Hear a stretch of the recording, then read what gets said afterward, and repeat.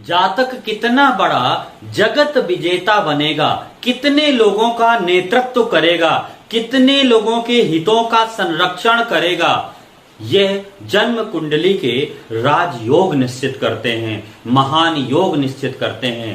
राजयोगों के अनुसार ही काल के बल से, समय के बल के कारण व्यक्ति का व्यक्तित्व पल्लवित, पुष्पित और परिष्कृत हो जाता है। और आज हम जन्म कुंडली के राजयोगों पर चर्चा करेंगे।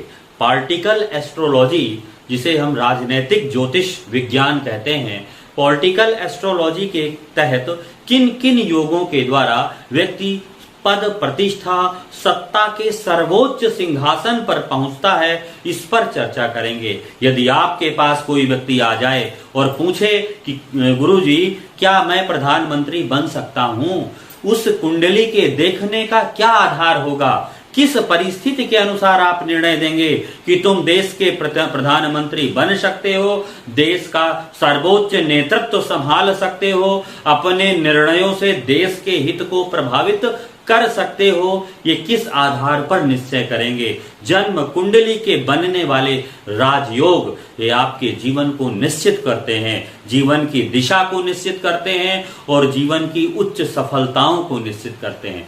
देखिए, पॉलिटिकल एस्ट्रोलॉजी के तहत बिल्कुल एक अलग सिद्धांत है, एक अलग थ्योरी है। आज हम उस थ्योरी का अध्ययन कराते हुए आपको लास्ट में ऋषि शुनक जी की कुंडली पर चर्चा करेंगे।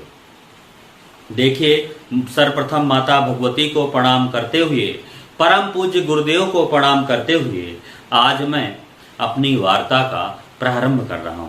दोस्तों, मैं आचार्य नरेंद्र कुमार दीक्षित, नाड़ी ज्योतिष विशेषज्ञ, नाड़ी ज्योतिष टीचर। आज मैं आपको बताऊंगा कि राजनीति में जाने के लिए किन किन ग्रहों की, किन किन भावों की क्या क्या उपयोगिता है, इन सब विषय में विस्तृत चर्चा करूंगा। देखिए, सर्वप्रथम देखिए, अगर सूर्य ग्रहों पर चलते हैं, सूर्य क्या होता है? सूर्य राज्य का कारक होता है, नेतृत्व का कारक होता है और राजा की समीपता का कारक होता है। पद, प्रतिष्ठा, स्वाभिमान और उच्चता सूर्य के अंतर्गत आती है। मंगल क्या होता है? मंगल उग्र राजनीति का कारक होता है, जन आंदोलनों का कारक होता है, छात्र जीवन की राजनीति का कारक होता है, ये मंगल से देखा जाता है। बुध लेखन की राजनीति होती है, संगठनात्मक ढांचा जो होता है, किसी भी राजनीतिक पार्टी का जो संगठनात्मक पक्ष होता है वो बुध से देखा जाता है। इसके अलावा चंद्रमा जो होता है व्यवहार कुशलता होती है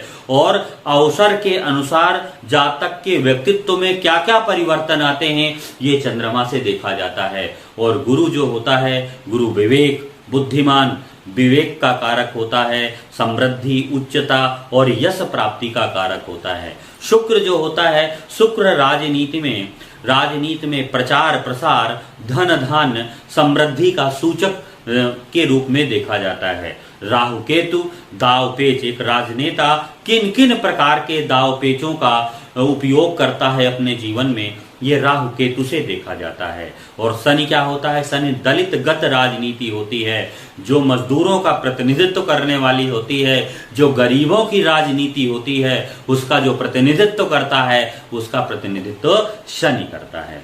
मित्रों, इसी प्रकार जो प्रथम भाव होता है, प्रथम भाव राजनेता का व्यक्तित्व को बताता है। दूसरा भाव जो होता है वो राजनेता की भाषण कुशलता को, वाक पटुता को, साथ में पद प्रतिष्ठा प्राप्ति का सूचक होता है। तीसरा भाव राजनेता के पौरुष का होता है, साहस का होता है, कुशलता का होता है, उसकी लेखन क्षमता का होता है। चतुर्थ भाव जनता का होता है, ये जमीनी तौर पर जनता के लिए जितने भी कार्यक्रम किए जाते हैं उन कार्यक्रमों को चतुर्थ भाव से देखते हैं। पंचम भाव चतुर्थ भाव से प्राप्त, पंचम भाव जन समर्थन का होता है, जन प्राप्तियों का होता है, मतदाता के वोटों का होता है और उसकी सफलता का होता है। जो मित्रों छठा भाव होता है मुकदमेबाजी का, न्यायालय का होता है और राजनीति में जो दाव पेच होते हैं, जो राजनीति में प्रतिस्पर्धा होती है, प्रतिस्पर्धा का भी वो कारक होता है। सातवां भाव जो राजनीति का होता है वो समझौता के विषय में बताता है। अष्टम भाव जितने भी गैर परंपरागत तरीके हैं जिनके द्वारा हम पद प्रतिष्ठा और राज सत्ता को जिन गैर परंपरागत तरीकों से, अनुचित तरीकों से, असंवैधानिक तरीकों से प्राप्त करते हैं वो हमें अष्टम भाव से देखा जाता है। नवम भाव जो होता है वो क्योंकि दसम भाव सत्ता का होता है और दसम से द्वादश नवम भाव होता है वो सत्ता से हटने का होता है और दसम भाव सत्ता का होता है, राजनीति का होता है। एकादश भाव पद प्रतिष्ठा से प्राप्त धन संपत्ति का होता है, पद की प्राप्ति का भी होता है, सिद्धि का भाव होता है, इच्छा पूर्ति का भाव होता है। द्वादश भाव चुनाव के खर्चों को बताता है और इसके अलावा पराजय के विषय में भी बताता है, पलायनवादी राजनीति के विषय में भी द्वादश भाव बताता है। इस प्रकार हमने ग्रहों को देखा और भाव को देखा।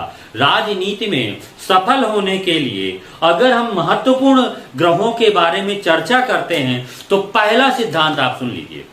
पहला सिद्धांत है राहु का केंद्र त्रिकोण भाव से चतुर्थ भाव, सप्तम भाव, दसम भाव, एकादश भाव, पंचम भाव से जुड़ा होना चाहिए।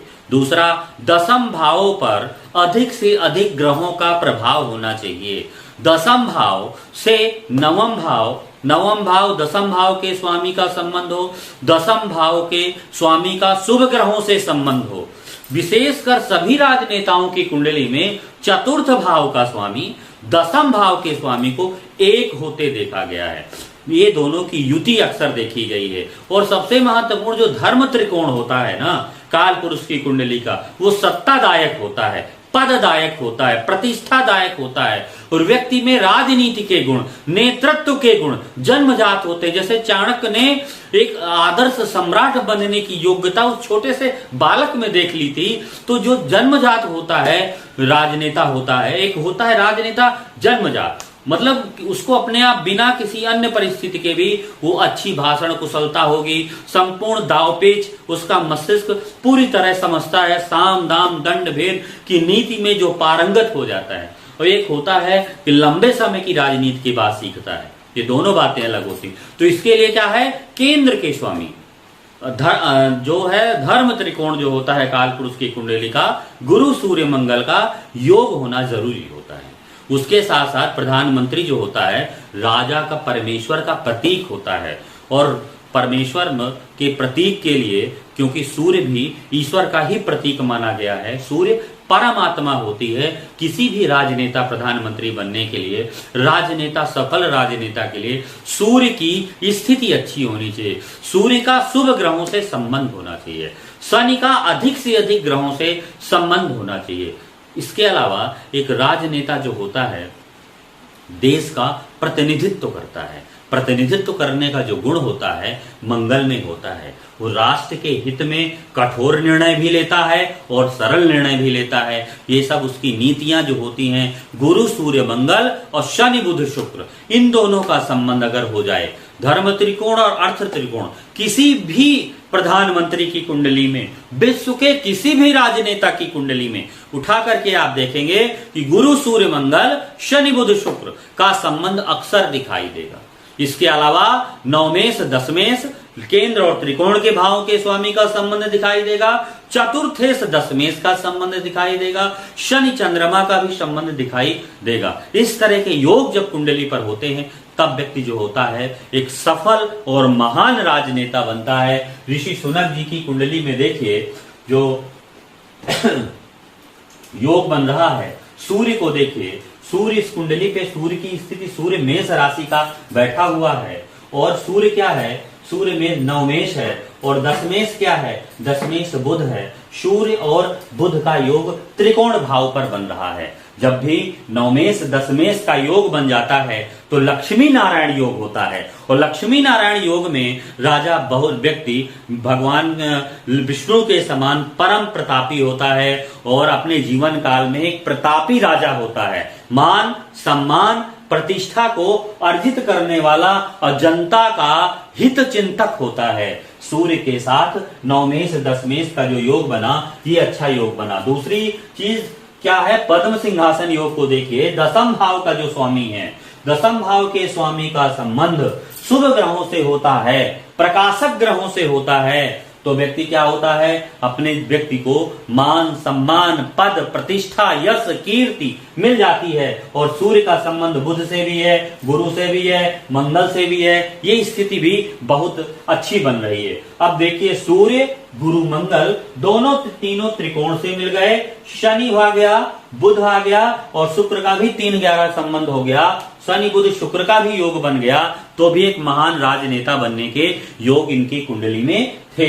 दूसरी चीज आपका अब यहां पर देखेंगे दशमेश का संबंध जो बुध है वो कितने शुभ ग्रहों से हो रहा है। और चंद्रमा से नवम में देखिए, चंद्रमा से नवम में कोई ग्रह बैठा हो, चंद्रमा से नवम में कोई शुभ ग्रह बैठा हो तो भी राजयोग कारक होता है। व्यक्ति जीवन में बड़ी सफलताएं, बड़ा मान सम्मान अर्जित करता है। मानी योग और सत्य कीर्ति योग भी इसी के अंतर्गत आता है। और गुरु और चंद्रमा का देखिए, गुरु सूर्य बुध का भी योग बन रहा है, गुरु सूर्य मंगल का भी योग बन रहा है। इस प्रकार इस कुंडली पर कई राजयोग बन रहे हैं। इन राजयोगों के बल के कारण इनको सफलता मिली। इस समय देखेंगे जो शनि का ट्रांजिट चल रहा है, शनि का जो गोचर है, शनि का जो गोचर चल रहा है मकर राशि पर चल रहा है और गुरु मीन राशि पर क्या है, रेट्रो है। अब शनि को देखिए, शनि यहाँ पर ये रेट्रो है, शनि से शनि का संबंध बन जाता है। गुरु रेट्रो होकर के जब थर्ड हाउस पर जाते हैं तो गुरु का संबंध भी गुरु से बन जाता है।